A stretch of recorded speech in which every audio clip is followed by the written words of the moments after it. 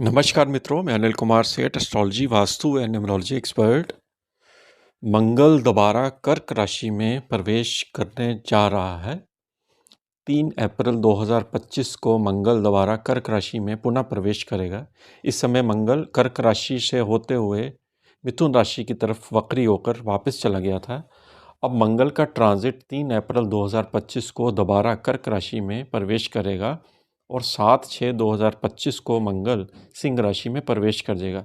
आप समझ सकते हैं कि मंगल का ट्रांजिट जो कर्क राशि में था और फिर वक्री होकर मिथुन राशि में चला गया, और दोबारा से मंगल का जो अभी पेंडिंग है कर्क राशि में, वो ट्रांजिट कैसे रहने वाला है। क्योंकि मंगल एक अंगारक प्लैनेट है, अग्रेशन का प्लैनेट है, अग्नि प्लैनेट है। आपने देखा होगा कि मंगल जब कर्क राशि में था उसने कई घटनाओं को अंजाम दिया, जो आप पिछली वीडियो में भी मेरी देख सकते हैं।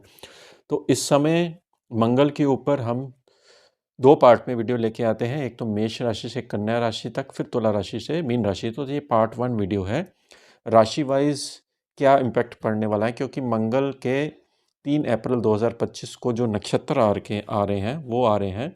सबसे पहले जो मंगल 3 अप्रैल को जब प्रवेश करेगा तो गुरु के नक्षत्र में रहेगा, और गुरु के नक्षत्र में होने से ये गुरु का मित्र प्लैनेट है, तो इतना प्रभावशाली नहीं रहेगा, इसका प्रभाव इतना नहीं रहेगा, यानी कि इसका मेलेफिक प्रभाव कम रहेगा।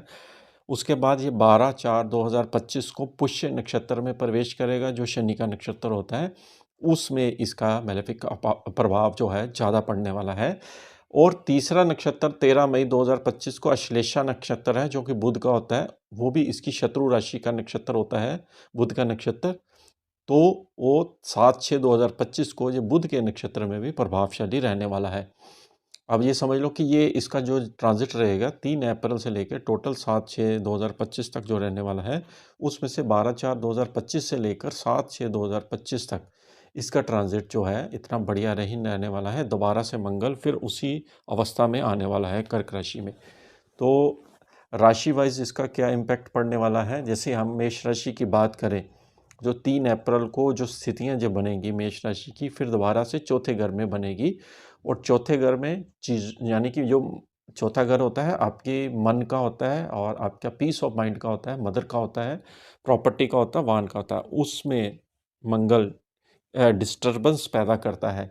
और चौथा घर होता है हमारा चंद्रमा का। चंद्रमा की आप वैसे भी कालपुरुष की कुंडली देखें तो मंगल की राशि से ही आपका शुरू होता है मेष राशि से, और चौथा घर होता है चंद्रमा। चंद्रमा होता है पानी, पानी के ऊपर आग का जो भ्रमण होता है वो अच्छा नहीं माना जाता है।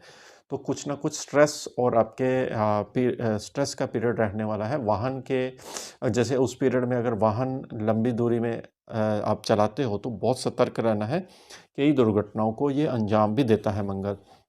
आगजनी की दुर्घटना भी मंगल के द्वारा ही उत्पन्न होती है, और परिवार में अशांति का माहौल भी यह रह सकता है। क्योंकि आप क्या देखिए, हेल्थ का भी 8वें घर होता है पीड़ा का भाव भी आपका चौथे घर से कनेक्शन बना रहा है, जो कि मदर से रिलेटेड पीड़ा आपको यहाँ पर रहने वाली है। क्योंकि मंगल की दृष्टि होती है चौथी, 7वीं और 8वीं। जो चौथी दृष्टि जाएगी वैदिक एस्ट्रोलॉजी के हिसाब से, वो आपका मंगल की जो चौथी दृष्टि है वो आपकी सप्तम भाव पर जाएगी, जो कि आपके लाइफ पार्टनर के और आपके बिजनेस के ऊपर जा रही है। तो बिजनेस में आपको जहाँ पर प्रॉब्लम फेस करनी पड़ सकती है मेष राशि वालों को, और लाइफ पार्टनर की हेल्थ में भी आपको ध्यान देना पड़ सकता है। अगर आपकी पार्टनरशिप में है तो पार्टनरशिप में आपको कहीं ना कहीं ब्रेक देखने को मिल सकता है। अगर भृगु नाड़ी की ज्योतिष की बात करें तो मंगल का लिंक जो है वो स्त्रियों की कुंडली में वो उसके हस्बैंड का भी होता है। अगर आप स्त्री हैं, मेष राशि है, तो आपके हस्बैंड की तबीयत यहाँ पर बिगड़ सकती है, इसलिए थोड़ा सा सतर्क रहने की आवश्यकता है। हार्ट से रिलेटेड बीमारियों में ये मंगल बहुत मेलेफिक प्रभाव देता है। आप अभी से ही अपने डाइट और एक्सरसाइज करना शुरू कर दें। ज्योतिष इसीलिए तो इतना बड़ा विज्ञान है कि पहले से ही चीज़ें बता देता है, हमारी आदतों को बदलने में बड़ा सहायक होता है। इसी तरह से मंगल की दृष्टि आपके दशम भाव पर जाएगी, 10th हाउस पर जब मंगल की दृष्टि जाती है तो कार्य क्षेत्र में आपको बदलाव देखने को मिलेगा, क्योंकि आपकी साढ़ेसती भी शुरू हो जाएगी। हो सकता है ट्रांसफ़र का योग हो जाए या नई जॉब की तरफ आपका रुझान बढ़ जाए। तो बिजनेस और कार्य क्षेत्र में भी आपका यहाँ पर एक मंगल का जो दृष्टि जा रही है वो आपको यहाँ पर चैलेंज फेस करना पड़ सकता है, क्योंकि शनि की राशि को यह देख रहेगा। और मंगल की दृष्टि जैसे 11वें घर पर जाएगी, वो भी शनि की राशि है, तो आपको लाभ अर्जित करते समय बहुत ज़्यादा मेहनत करनी पड़ सकती है, क्योंकि शनि की पोजीशन ऑलरेडी आपकी साढ़ेसाती में कन्वर्ट हो चुकी होगी। तो लाभ प्राप्ति के लिए आपको काफ़ी भागदौड़ करनी पड़ेगी और मेंटल प्रेशर आपका काफ़ी बढ़ेगा। इस समय में आपको हनुमान जी की आराधना सबसे बढ़िया आपके लिए उपाय तो निकल कर आ रहा है। अगली राशि है वृषभ राशि। देखिए, वृषभ राशि का जो मंगल है वो नीच का हो जाएगा दोबारा 3 अप्रैल को। तो मंगल आपका तृतीय भाव से संचार करेगा, जो कि आपकी छोटी मोटी दूरी की यात्रा आपकी लेकर आएगा।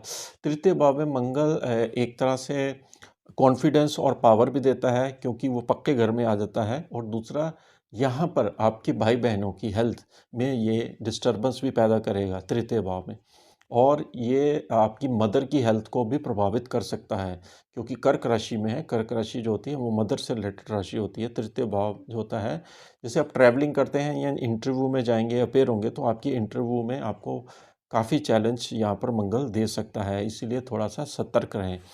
इंटरव्यू यानी कि इंटरव्यू के लिए आपको पूरा तैयार होना पड़ेगा, और अपनी प्रिपरेशन के साथ ही, डॉक्यूमेंट के साथ ही आपको इंटरव्यू के लिए आगे जाएं।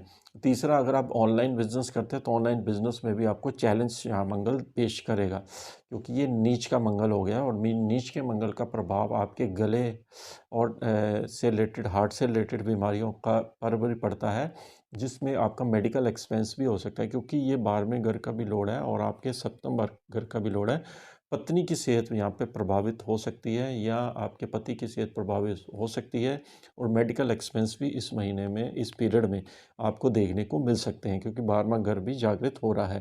खासकर 12/4 के बाद जो पुष्य नक्षत्र में जब जाएगा, शनि के नक्षत्र में, तो आपको ज़्यादा सतर्क रहने की आवश्यकता रहेगी, क्योंकि मंगल की जब दृष्टि चौथी आपके छठे घर पर जाएगी, तो आपको, जैसे वाहन चलाते हैं या आप कहीं घूमने को जाते हैं, तो आपको उस समय ड्राइविंग बहुत सावधानी से करनी है। और क्योंकि ये तुला राशि है, तुला राशि भी पत्नी से रिलेटेड राशि होती है, हमारे एंटरटेनमेंट की राशि है, उसको मंगल प्रभावित करेगा। यानी कि आपकी हेल्थ में भी छठा घर जो होता है वो हेल्थ से रिलेटेड आपको यहाँ पर प्रॉब्लम फेस कर सकता है। चोट दुर्घटना का भी योग यहाँ पर मंगल बना रहा है। इसी तरह से मंगल की दृष्टि जब 7th हाउस पर जाएगी, तो आपके भाग्य में आपकी यात्राएं बड़ी बढ़ेगी। आपको जैसे भाग्य उदय करना है, तो आपको हो सकता है कि एक स्थान से दूसरे स्थान की यात्रा करनी पड़े, और यात्रा में बहुत सारे चैलेंजेस आपको फेस करने पड़ सकते हैं। और मंगल की दृष्टि दशम भाव पर भी जाएगी। दशम भाव होता है आपके कार्यक्षेत्र, व्यापार में।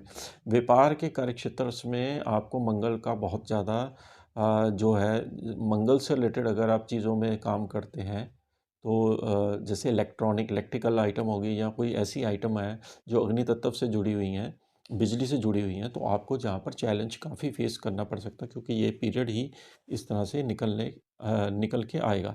तो थोड़ा मंगल से रिलेटेड आपको रेमेडी ज़रूर करनी पड़ेगी, क्योंकि हालांकि 11th हाउस आपका काफ़ी जागृत रहेगा ग्रहों के द्वारा, लेकिन मंगल की स्थिति खराब होने से आपको अपनी लाइफ पार्टनर की हेल्थ, बिजनेस में और यात्रा में खासकर 3 चीज़ों पे बहुत ध्यान रखने की ज़रूरत है।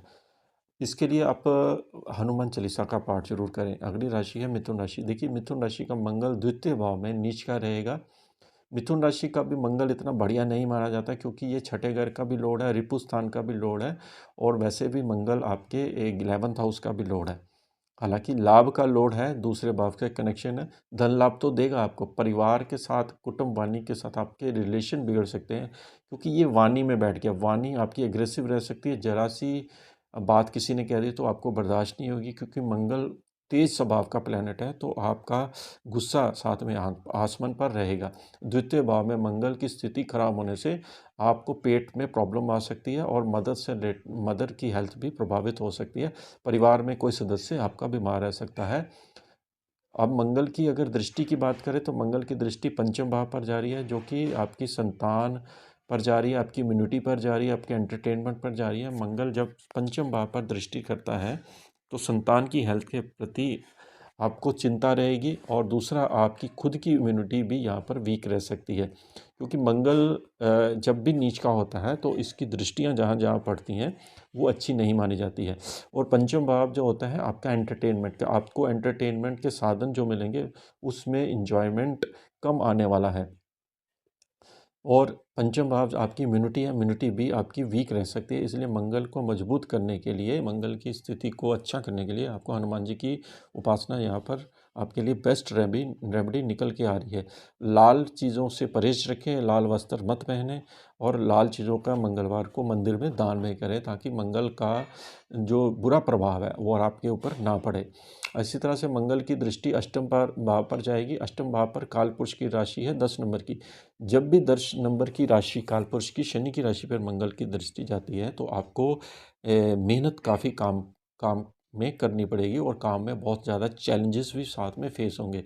जैसे आप कोई रिसर्च का काम करते हैं, इंजीनियर है, टेक्निकल काम करते हैं, तो आपको मंगल का ये जो पीरियड आएगा उसमें काफ़ी चैलेंजेस आपको यहाँ पर आ सकते हैं।